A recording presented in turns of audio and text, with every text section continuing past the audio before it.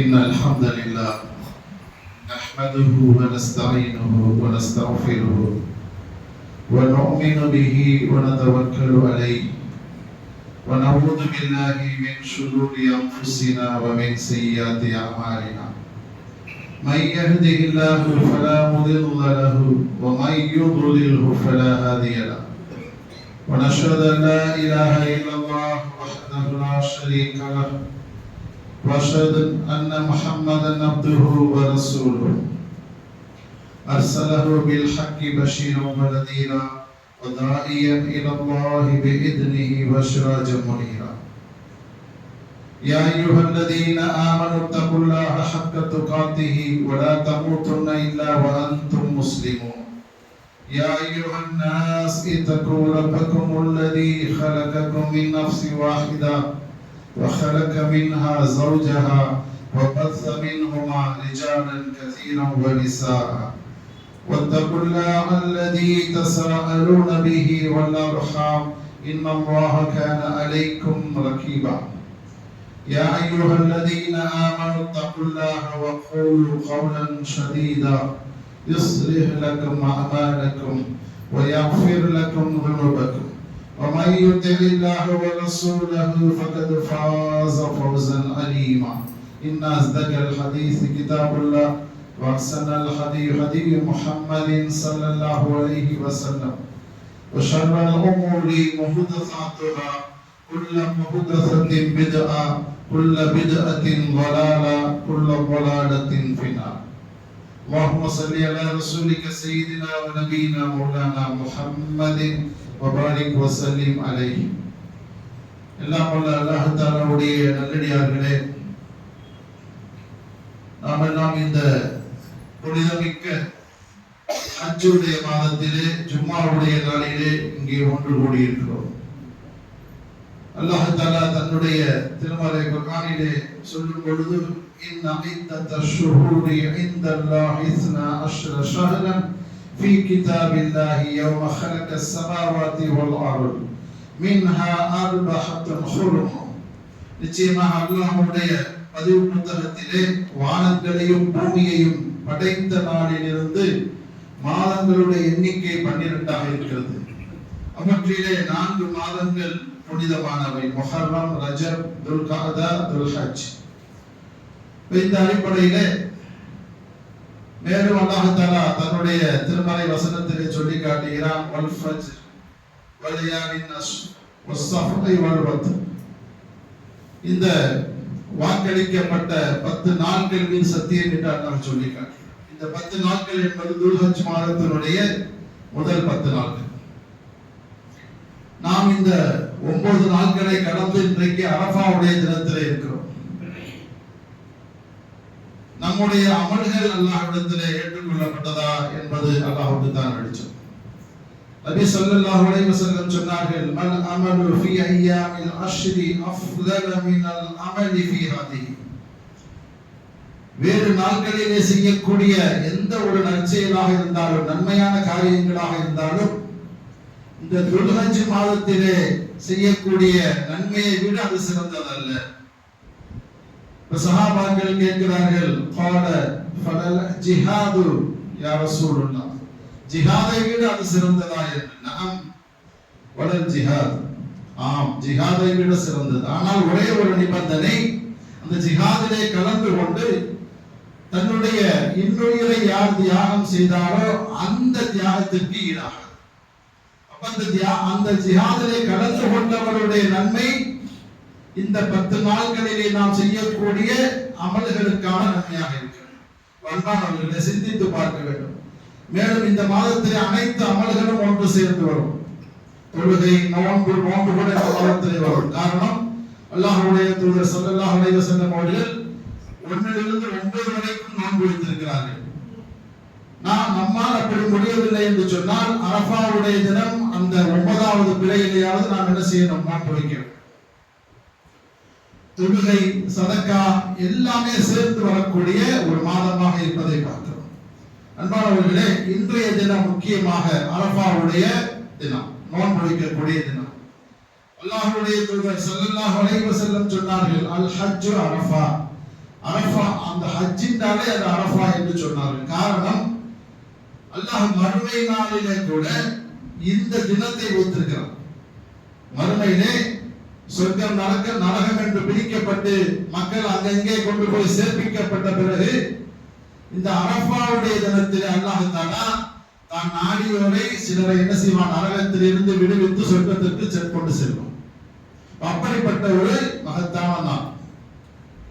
அப்ப இந்த அரஃபாவுடைய நோன்பு என்பது ஒரு முக்கியமான நோன்பாக பார்க்கப்படுகிறது. அன்பானவர்களே, அதற்கு அடுத்ததாக நாளை நாம் செய்ய வேண்டிய ஒரு முக்கியமான கடமை ஈதுல் அத்ஹா என்ற ஒரு பெருநாள் தொழுகை. இந்த பெருநாள் தொழுகையினுடைய சட்டங்களை பற்றி நாம் இங்கே இன்ஷா அல்லாஹ் பார்க்கலாம். துல்ஹஜ்ஜுடைய 10வது நாள், ஹஜ்ஜுடைய யௌம் ஹஜ்ஜுல் அக்பர், அந்த ஹஜ்ஜுடைய மிகப்பெரிய நாள் என்று அல்லாஹ்வுடைய தூதர் சொன்னார்கள். இந்த 10வது நாள் என்ன நடைபெறும் என்று சொன்னால், நாம் எல்லாம் முஸல்லா என்று சொல்லக்கூடிய திடலுக்கு தொழுகைக்காக செல்வோம். பெரும்பாலும் இந்த 2 பெருநாட்கள், நோன்பு பெருநாள் அல்லது ஹஜ்ஜி பெருநாள், 2 பெருநாளிலுமே அல்லாஹ்வுடைய தூதர் ஸல்லல்லாஹு அலைஹி வஸல்லம் வலியுறுத்தியது எது என்று சொன்னால், திடலுக்கு சென்று தொழுவது. பள்ளியிலே தொழுவது என்பது கட்டாயம் என்பது கிடையாது. காரணம் என்ன தெரியுமா? ஏதாவது ஒரு சந்தர்ப்பத்திலே மழை காலமாக இருந்தால் அந்த சந்தர்ப்பத்தில் நாம் பள்ளியிலே தொழுவதற்கு அனுமதி இருக்கிறது. அவ்வாறு இல்லை என்று சொன்னால் கண்டிப்பாக திடலுக்கு தான் செல்ல வேண்டும் என்று நபி ஸல்லல்லாஹு அலைஹி வஸல்லம் வலியுறுத்தி இருக்கிறார்கள். காரணம் என்னவென்று சொன்னால், இந்த பெருநாள் தினம் என்பது ஒரு மகிழ்ச்சியான தினம், ஒரு பண்டிகை, முஸ்லிம்களுக்கான பண்டிகை. அப்ப அந்த பண்டிகை தினத்திலே அனைவரும் சந்தோஷமாக இருக்க வேண்டும். ஆண்கள், பெண்கள், சிறுவர்கள் அனைவரும் சந்தோஷமாக இருக்க வேண்டும். ஆகவே அத்தனை பேரும் தொழக்கூடிய திடலுக்கு வர வேண்டும். பெண்களிலே சிலருக்கு ஹைல் இருக்கும், அந்த பெண்கள் பள்ளிவாசலுக்கு வர முடியாது என்ற காரணத்தினால திடல் தொழுகையை அல்லாஹ்வுடைய தூதர் மிக மிக மிக ஆர்வம் கொண்டிருக்கிறார்கள். அந்த பெண்கள் தொழுகையிலே கலந்து கொள்ளாமல் அதற்கு பிறகு நடைபெறக்கூடிய பயான்கள், மற்ற நிகழ்ச்சிகளிலே கலந்து கொள்ள வேண்டும். அப்போது சில பெண்கள் கேட்கிறார்கள், யார சொல்லுன்னா, எங்களிடத்திலே மேலாடை கிடையாது, நாங்கள் எப்படி வர முடியும்? அப்போது நபி ஸல்லல்லாஹு அலைஹி வஸல்லம் சொன்னார்கள், பக்கத்து வீட்டுக்காரர்கள், அண்டை வீட்டுக்காரர்கள் இவர்களுக்கு மேலாடையை கொடுத்து அவர்களை அழைத்து வாருங்கள் என்று சொன்னார். அப்படிப்பட்ட இந்த பெருநாளுடைய தொழுகை என்பது திடலிலே தொழ வேண்டும் என்பது முக்கியமான ஒரு விஷயம். அடுத்ததாக இந்த பெருநாளுடைய இரவு, முந்தைய இரவு அறிவிக்கப்பட்டதற்கு பிறகு நாம் என்ன செய்ய வேண்டும்? அதிகமாக தக்பீர் சொல்ல வேண்டும். எல்லா இடங்களிலும் சொல்ல வேண்டும். வீடுகளில் சொல்லணும், கடை வீதிகளிலே போனால், இப்படி சஹாபாக்கள் அதை பழக்கப்படுத்தி இருந்தாங்க. அவங்க எங்கெங்க போறாங்களோ அங்கெல்லாம் என்ன செய்வாங்க? தக்பீர் சொல்வதை வழக்கமாக வைத்திருந்தார்கள். இந்த அடிப்படையை நம்ம விளங்கிக்கிறோம். தொழுகைக்கு செல்லக்கூடிய நாம் எப்படி செல்ல வேண்டும் என்று சொன்னால், குளித்து நறுமணம் பூசி நம்மிடத்தில் இருக்கக்கூடிய ஆடைகளிலே ஒரு சிறந்த ஆடையை தேர்வு செய்து தொழுகைக்கு நாம் செல்ல வேண்டும். அந்த தொழுகையிலே பாங்கோ இக்காமத்தோ கிடையாது.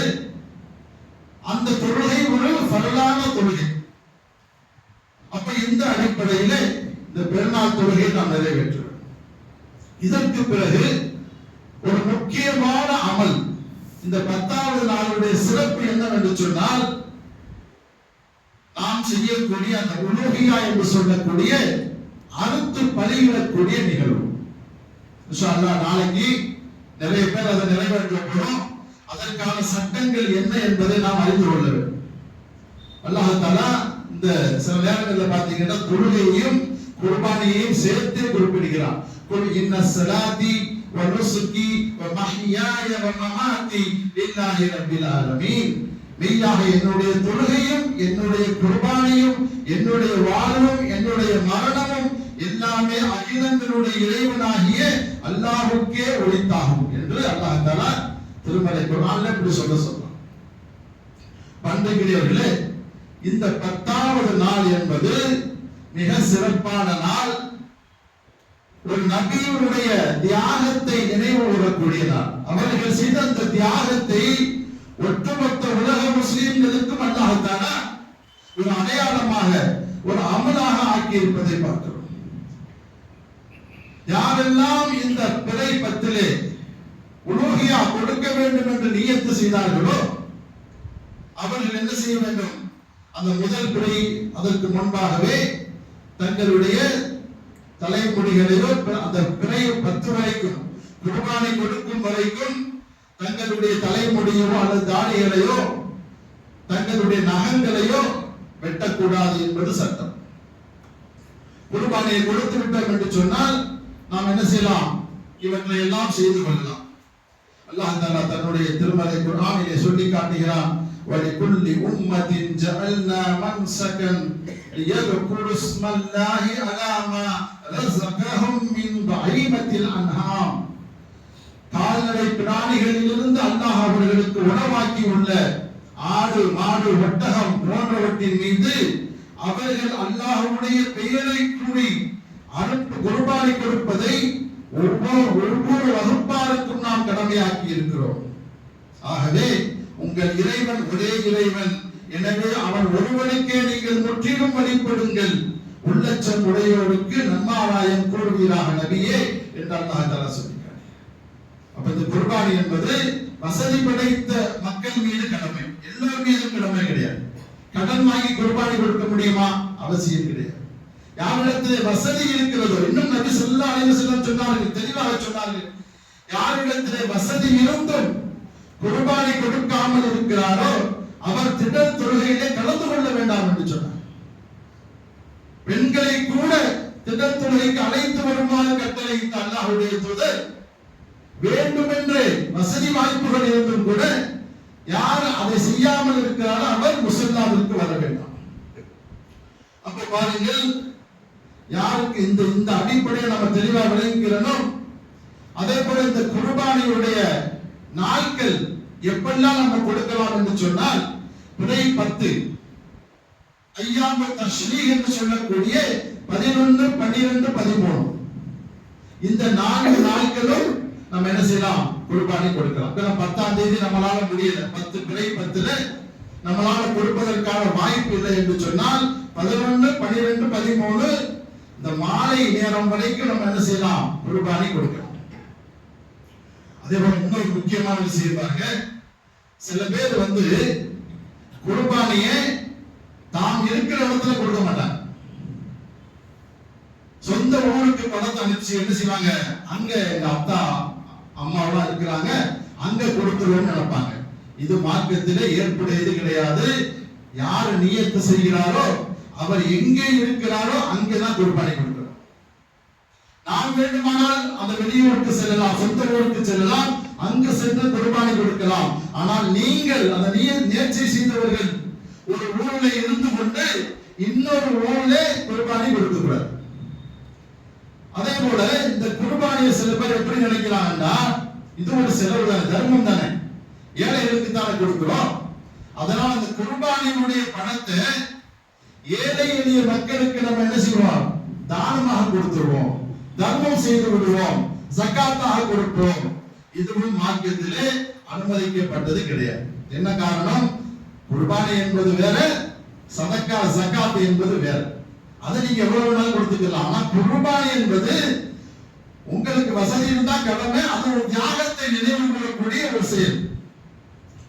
அப்போ அல்லாஹ்வுடைய தூதரிடத்துல சஹாபாக்கள் கேட்கிறாங்க, யார சொல்லலாம், நீங்க சொன்னீங்களே இந்த துல்ஹஜ் பிறை 10ஆம் நாள் ஆதமுடைய மகன் செய்யக்கூடிய செயல்களில் மிக சிறந்தது கால்நடை பிராணிகளுடைய இரத்தத்தை ஓட்டுவதுன்னு சொன்னீங்களே, அப்ப அதனுடைய சிறப்பு என்ன? நபி ஸல்லல்லாஹு அலைஹி வஸல்லம் சொன்னார்கள், அது மறுமை நாளிலே தனது கொம்பு, ரோமம், குளம்புகளோடு அது உங்களை அடையும் என்று சொன்னார். சொல்லிவிட்டு சொன்னார்கள், அதனுடைய இரத்தம் பூமியிலே விழும் முன்பாக அது சிறந்த அந்தஸ்தை அந்தஸ்தை அடைந்து விடுகிறது. ஆகவே நீங்கள் சிறந்ததை தேர்வு செய்து குர்பானி கொடுங்கள் என்று சொன்னார். அப்படியானால் இந்த தியாக பிராணியுடைய பின்னணி என்ன? யார சொல்லலாம் என்று கேட்ட பொழுது அல்லாஹ்வுடைய தூதர் சொன்னார்கள், நம்முடைய தந்தை நபி இப்ராஹிமுடைய வழிமுறை. அப்படியானால் எங்களுக்கு இதில் என்ன நன்மை கிடைக்கும் என்று கேட்ட பொழுது அல்லாஹ்வுடைய தூதர் சொன்னார்கள், அந்த பிராணியினுடைய ஒவ்வொரு ரோமத்திற்கும் ஒவ்வொரு முடிக்கும் நன்மை கிடைக்கும் என்று சொன்னார். குர்பானி என்பது ஒரு சிறப்பான அமல் என்பதை நாம் விளங்கிக் கொள்ள வேண்டும். அதே போல இந்த குர்பானியை நாம் அறுத்து பலியிடுகிறோம் இல்லையா, அது எங்கே பலியிட வேண்டும்? ஏதாவது ஒரு பர்டிகுலரான இடம் இருக்குதா? இங்கதான் நம்ம பலியிட வேண்டும் என்று சட்டம் இருக்கிறதா? தொழுகையுடைய மைதானத்திலும் அல்லாஹ்வுடைய தூதர் நிறைவேற்றி இருக்கிறார்கள். சில நேரங்களிலே தன்னுடைய வீடுகளிலும் நிறைவேற்றி இருக்கிறார்கள். ஆகவே பொதுவாக இந்த இடத்தில் தான் அறுக்க வேண்டும் என்பது கிடையாது. நாம் அந்த இடத்துல இருக்க வேண்டும், அது முக்கியம். பள்ளியில பள்ளிவாசல் இல்ல, நம்ம திடல்ல நம்ம அறுக்கலாம். அது நமக்கு பிடித்தமான வேற இடங்களில் நம்ம அறுக்கலாம். அது நம்ம மீது குற்றமாக. அப்ப இந்த 10, 11, 12, 13 இந்த ஐயாமு தஷ்ரீ என்று சொல்லக்கூடிய இத்தனை நாட்களும் நாம் என்ன செய்யலாம்? குர்பானியை கொடுக்கலாம் அன்பானவர்களே. அதே போல இன்னொன்று பாருங்க, எப்படிப்பட்ட பிராணிகளை நாம் கொடுக்க வேண்டும் என்று பார்த்தீங்கன்னு சொன்னா, ஊனமுற்ற பிராணிகளை கொடுக்கக்கூடாது. கண்குருடானது, நோய்வாய்ப்பட்டது, மெலிந்த பிராணிகளை கொடுக்கக்கூடாது. ஒட்டகமாக இருந்தால் 5 ஆண்டுகளை பூர்த்தி செய்திருக்க வேண்டும். அதே போல மாடாக இருந்தால் 2 ஆண்டுகள் பூர்த்தி செய்திருக்க வேண்டும். ஆடு என்பது குறைந்தபட்சம் ஒரு ஆண்டுகள் இருக்க வேண்டும். செம்மறி ஆடாக இருந்தால் 6 மாதமாக இருந்தால் குர்பானி கொடுக்கலாம். இது சட்டங்கள் இதெல்லாம். அதே போல நபி ஸல்லல்லாஹு அலைஹி வஸல்லம் இடத்திலே மக்கள் வந்து கேட்கிறாங்க. ஜாபிர் பின் அப்துல்லா என்ற சஹாபி அறிவிக்கிறார், இந்த குர்பானி கொடுத்த இறைச்சிகளை நாங்கள் அந்த 4 நாட்கள் மட்டும் சேமித்து வைப்போம். அது வழக்கமாக இருந்தது. 10, 11, 12, 13. பிறகு அதை நாங்கள் என்ன செஞ்சிருவோம்? மக்களுக்கு விநியோகம் செய்து விடுவோம். அப்ப நபி ஸல்லல்லாஹு அலைஹி வஸல்லம் சொன்னார்கள், நீங்களும் சாப்பிடுங்கள், கொஞ்சம் சேமித்து வைத்துக் கொள்ளுங்கள். அப்படி என்ன அர்த்தம்? அந்த 4 நாட்கள் போல மற்ற நாட்களிலும் நீங்கள் அந்த இறைச்சிகளை சேமித்து வைத்துக் கொள்ளலாம். அதே போல இந்த நாம் கையால் அந்த ஆட்டை அறுக்க வேண்டும். ஆடோ மாடோ ஒட்டகமோ யார் முயற்சி செய்திருக்கிறாரோ முடிந்தவரை நம் கைகளால் அறுப்பது சிறப்பு. அந்த தியாகத்தை நினைவு கூறக்கூடிய அந்த ஒரு அமல் அது. ஆகவே நம்முடைய கைகளால் அதை அறுப்பது சிறப்பு, கட்டாயம் கிடையாது. அல்லது நாம் கூலிக்கு ஆள் வைத்தும் அதை அறுக்கலாம். அதே நேரத்திலே நாம் கூலிக்கு அமர்த்தி இருக்கிறோமே, அவருக்கு அந்த குர்பானியிலிருந்து எந்த ஒன்றையும் கொடுக்கக்கூடாது. இறைச்சியோ அல்லது அதனுடைய தோலையோ யாருக்கு கொடுக்கக்கூடாது? அதை யார் அறுத்து பங்கிடுகிறாரோ அவருக்கு கூலியாக கொடுக்கக்கூடாது. அந்த கூலி என்பது தனியாக கொடுத்து விட வேண்டும். இது ஒரு சட்டம். அதே போல ஒரு ஆடு என்பது ஒரு குடும்பத்திற்கு போதுமானது.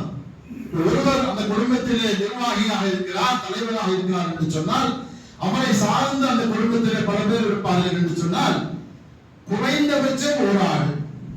அதிகமாக நீங்கள் விருப்பப்பட்டால் கொடுத்துக் கொள்ளலாம், தவறு கிடையாது. நபி ஸல்லல்லாஹு அலைஹி வஸல்லம் அவர்கள் பல ஆடுகளை கொடுத்திருக்கிறார்கள் தன்னுடைய குடும்பத்தின் சார்பாக.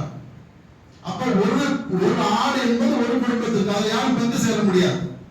இன்னொரு குடும்பம் வந்து அதில் சேர முடியாது. அதே போல மாட்டிலே 7 பேர்கள் என்று சொன்னால் 7 குடும்பங்கள். அந்த 7 பேர் யார் பொறுப்பாக இருக்கிறாரோ அந்த 7 பேர் என்ன செய்யலாம்? மாட்டிலே பங்காக சேர்ந்து கொள்ளலாம். அதே போல ஒட்டகத்திலே 10 பேர் பங்காக சேர்ந்து கொள்ளலாம். அப்ப இதெல்லாம் நாம் தெரிந்து கொள்ள வேண்டும். காரணம் என்ன? எதுவும் தவறு நிகழ்ந்து விடக்கூடாது என்பதற்காக. அப்ப தெளிவா நம்ம தெரிஞ்சுக்கிறோம். அதே போல நபி ஸல்லல்லாஹு அலைஹி வஸல்லம் சொன்னார்கள், அந்த உலகியால் கொடுக்கக்கூடிய பிராணியை நன்றாக உணவு கொடுத்து கொழுக்க வைப்பது சிறந்ததாகும். அது போல சஹாபாக்கள் என்ன செய்வாங்கன்னா, அதை நாம் இன்னைக்கு அப்படி சாத்தியம் கிடையாது. இன்னைக்கெல்லாம் இரவு வாங்கி காலையில அறுத்துறோம் இல்லையா? சென்னையில வாழக்கூடிய மக்களுக்கு அது போன்ற சந்தர்ப்பங்கள் அதிகமாக கிடைக்காது, அந்த வீடு வசதிகள் இருக்காது. ஆனால் பொதுவாக நாம் என்ன செய்ய வேண்டும் என்று சொன்னால், அந்த பிராணிகளை கொஞ்ச நாள் நாம் வளர்க்க வேண்டும், அதன் மீது அன்பு காட்ட வேண்டும். அந்த அன்பு காட்டி அதை அறுக்கும் போதுதான் நமக்கு என்ன தெரியும், ஒரு நாள் பாசமா வளர்த்தமே, இந்த விலங்கு நம்ம அறுக்க போறோமே என்ற அந்த ஒரு வலி நமக்கு ஏற்படும். அந்த வலி எதற்காக என்று சொன்னால், நபி இப்ராஹிம் அலைஹிஸ்ஸலாம் அவர்கள் தன்னுடைய மகனை அறுத்து பலியிடக்கூடிய அந்த நேரத்தில் அவர் மனசு எவ்வளவு வேதனைப்பட்டிருக்கும். அப்ப இதான் என்னுடைய தத்துவம். ஆனா நம்முடைய காலகட்டத்திலே அது பெரும்பாலும் ஒத்து வருவதில்லை. காரணம் என்ன, வசதி வாய்ப்புகள் இருக்காது. சில நேரங்களில் இரவு நடுநிசையில கூட வாங்கி என்ன செய்வோம், காலையில அறுத்துருவோம். நம்முடைய ஆடா என்று கூட நமக்கு தெரியாது, ஏதோ ஒரு ஆட்டை வாங்குவோம், குர்பானி என்ற கடமையை நிறைவேற்றி விட்டோம். அப்ப அல்லாஹ்வுடைய திருமறை குர்ஆன் அல்லாஹ் சொல்லி காட்டுகிறான், நீங்க இதை எதற்காக செய்றீங்க? லை யனாலல்லாஹு லுஹூமுஹா வலா திமாஉஹா வலாக்கின் யனாலுஹு தக்வா மின்கும். நீங்க கொடுக்கிறீங்க அந்த குர்பானியுடைய மாமிசம், அதனுடைய இரத்தங்கள் அல்லாஹ்வே வந்து சேரும், அல்லாஹ்வுக்கு போய் சேரும்? இல்லை, இதையெல்லாம் அல்லாஹ் பார்க்க மாட்டான். இவையெல்லாம் அல்லாஹ்வை வந்து அடைவதில்லை. ஆனால் உங்களுடைய இறையச்சம் இருக்குது பாருங்க, இது அல்லாஹ்வை வந்து அடையும் என்று அல்லாஹ் சொல்றான். அல்லாஹ்வுடைய அந்த பிராணிகளை நாம் அறுப்பதன் நோக்கம் என்ன, இறையச்சம். அதனுடைய எந்த ஒன்றும் அல்லாஹ்வை போய் அடையாது. ஆனால் அறுப்பவருடைய தக்வா, இறையச்சம் என்பது அல்லாஹ்வை சென்றடையும் என்ற செய்தி அல்லாஹ் தஆலா திருமறை குர்ஆனிலே சொல்லி காட்டுவதை பார்க்கிறோம். அன்பானவர்களே, அதே போல பாருங்கள், நாம் அந்த எந்த பிராணியை நாம் வளர்த்து அதை அறுக்க வேண்டும் என்று நினைக்கிறோமோ அதுல ஏறி சவாரி செய்யலாமா என்றால், இதெல்லாம் ஒரு செய்தி, நமக்கு இதெல்லாம் தெரிஞ்சுக்கிறோம். இது ரொம்ப முக்கியமா என்பது தெரியவில்லை. ஆனால் நாம் அறிந்து கொள்ள வேண்டும், நம்மிடத்திலே ஒரு ஒட்டகம் இருக்கிறது, அதை நாம் குர்பானி கொடுப்பதற்காக நேர்ச்சை செய்திருக்கிறோம். நம் இடத்திலே அதை தவிர வேறு விலங்குகள் இல்லை என்று சொன்னால் அதன் மீது ஏறி நாம் சவாரி செய்யலாம். அந்த அறுக்கிற இடத்து வரைக்கும் நம்ம என்ன செய்யலாம், அது மேலே ஏறி சவாரி செய்யலாம் என்ற செய்தியை நபி ஸல்லல்லாஹு அலைஹி வஸல்லம் சொல்கிறார். அதே போல அந்த பெருநாள் தினத்தன்று நமக்கு நல்லா தெரியும், நோன்பு பெருநாள் அன்னைக்கு நம்ம சாப்பிட்டு தான் தெருவுக்கு போறோம். என்றால் அன்றைக்கு நான் நோன்பு வைக்கல அப்படிங்கிறதை பறைசாற்றுவதற்காக நபி ஸல்லல்லாஹு அலைஹி வஸல்லம் என்ன செய்வாங்க, சில பேரித்த பழங்களை சாப்பிட்டு விட்டு செல்வார்கள். அதே நேரத்தில் ஹஜ்ஜுடைய பெருநாளை எப்படி போவாங்கன்னா, தொழுகையை முடித்து விட்டு அதற்கு பிறகு என்ன செய்வாங்கன்னா, பாருங்கள், அந்த குர்பானியின் மீது எவ்வளவு பிரியமாக இருந்தாங்கன்னா தொழுகைக்கு முன்பாக இதை சாப்பிட மாட்டாங்க. தொழுகையை முடித்து அந்த குர்பானியுடைய பிராணியை தன்னுடைய கையால் அதை அறுத்து அதை சமைத்து தான் முதல் சாப்பாடாக சாப்பிடுவார். அதுக்கு முன்னாடி செய்ய மாட்டாங்க, வேற எதையும் சாப்பிட மாட்டாங்க. அந்த அளவுக்கு அந்த குர்பானி பிராணி மீது ஒரு பிரியம். அப்ப எந்த குர்பானியை நம்ம நேர்ச்சை செய்வோமோ அந்த குர்பானி அறுத்து அதனுடைய இறைச்சியை சமைச்சு தான் என்ன செய்வாங்க, அல்லாஹ்வுடைய தூதர் சாப்பிடுவார்கள் என்ற செய்தியை திர்மிதி என்ற ஹதீஸ்ல நம்ம பார்க்கிறோம். நபி ஸல்லல்லாஹு அலைஹி வஸல்லம் அவர்கள் புகாரியில வரக்கூடிய செய்தி, அவங்க ஒரு முறை 100 ஒட்டகங்களை குர்பானி கொடுத்தார்கள்.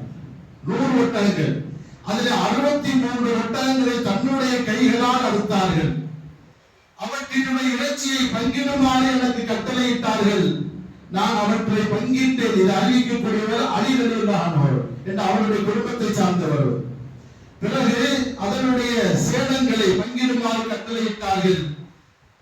அதனுடைய தோள்களை பங்கிட்டு கொடுக்குமாறு கட்டளையிட்டார்கள் என்று அலி ரலியல்லாஹு தஆலா அவர்கள் இந்த செய்தியை நமக்கு அறிவிக்கிறார்.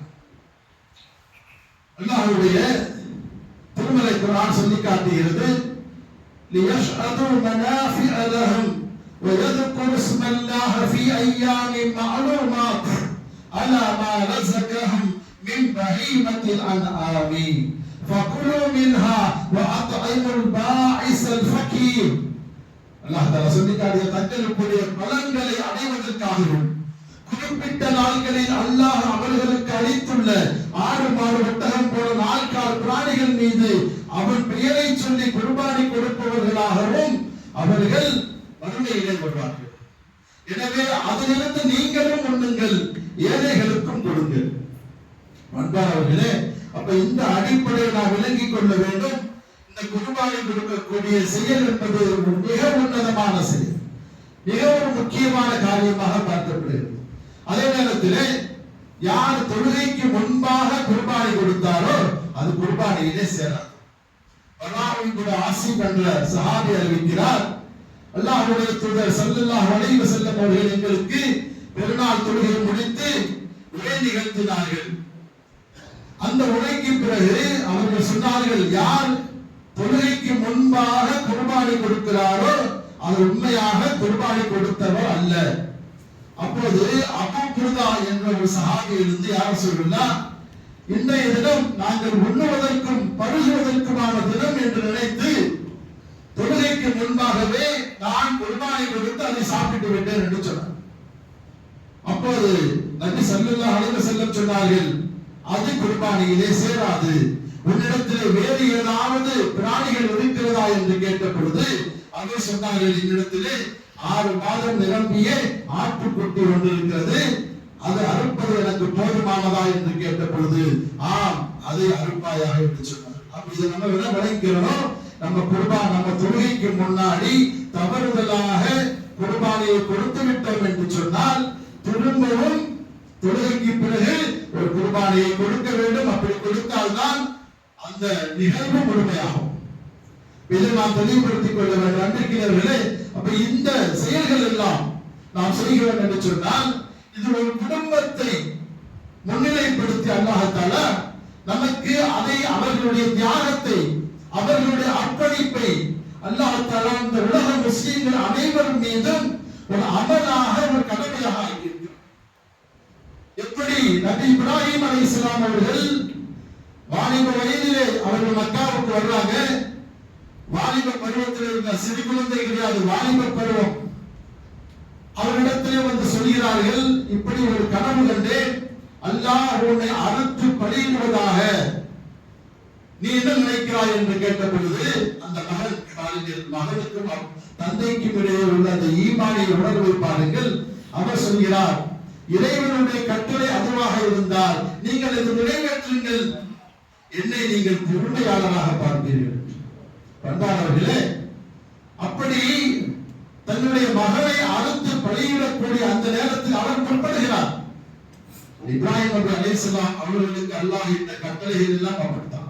வயதுக்கு தலா இப்ராஹிம் ரப்பஹு பிகலிமாத்தின் ஃபதம்மஹும், நாம் அவர்களை சில கடமைகளை இட்டு சோதித்தோம், கட்டளைகளை இட்டு சோதித்தோம், ஆனால் அதை அவர் சிறப்பாக நிறைவேற்றினார்.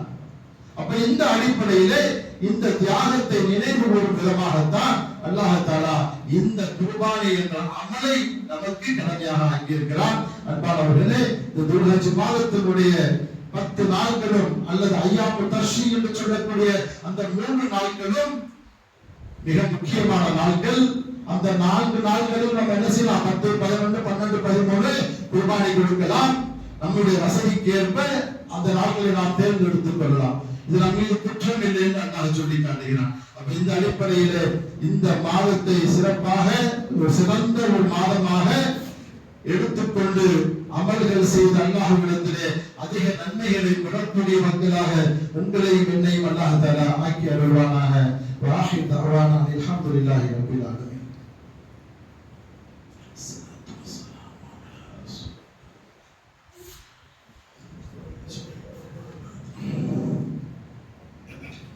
الصلاة والسلام على رسول الله الكريم وعلى آله وأصحابه أجمعين أما بعد. إن الله وملائكته يصلون على النبي يا أيها الذين آمنوا صلوا عليه وسلموا تسليما. அன்பானவர்களே, ஒரு சிறிய அறிவிப்பு. இன்ஷா அல்லாஹ் நாளைய தினம் ஈதுல் அத்ஹா என்று சொல்லக்கூடிய பெருநாள் தொழுகைக்காக நாம் தயாராக இருக்கிறோம். இந்த பள்ளியிலே இன்ஷா அல்லாஹ் காலை 6 மணிக்கு தக்பீர் சொல்ல ஆரம்பிப்பார்கள். சரியாக 6:15க்கு தொழுகை. பொதுவாகவே இந்த பெருநாள் தொழுகை நம்ம தாமதப்படுத்தக்கூடாது. சில பள்ளிகள்ல பாத்தீங்கன்னா 10 மணி வரைக்கும் வைக்கிறாங்க. 10 மணி வரைக்கும் கடைசியா சில பேர் தொழுவ வருவாங்க அப்படிங்கிற அடிப்படையில அப்படி எல்லாம் வைக்கிறாங்க. தாமதப்படுத்தக்கூடாது. நபி ஸல்லல்லாஹு அலைஹி வஸல்லம் என்ன செய்வாங்க, அந்த அந்த ஃபஜ்ருடைய தொழுகை முடிந்து சூரியன் உதயமான அந்த நேரத்தில் என்ன செஞ்சிருவாங்க? பெருநாள் தொழுகையை தொழ ஆரம்பித்து விடுவார்கள். அப்ப அந்த அடிப்படையிலே தொழுகை 6:15க்கு இங்கே வைத்திருக்கிறார்கள். அதே போல இந்த பள்ளியுடைய வருமான தேவை இருக்கிறது. அன்பானவர்களே, ஒரு மாதத்திற்கு ஏறத்தாழ 35,000 ரூபாய் வரைக்கும் அந்த மெயின்டெனன்ஸ் சொல்வார்கள், அந்த செலவுக்காக இருக்கிறது. வருமானம் வெறும் 10,000 ரூபாய் தான் வருது அப்படின்னு சொல்லி இருக்கிறாங்க. இன்ஷா அல்லாஹ்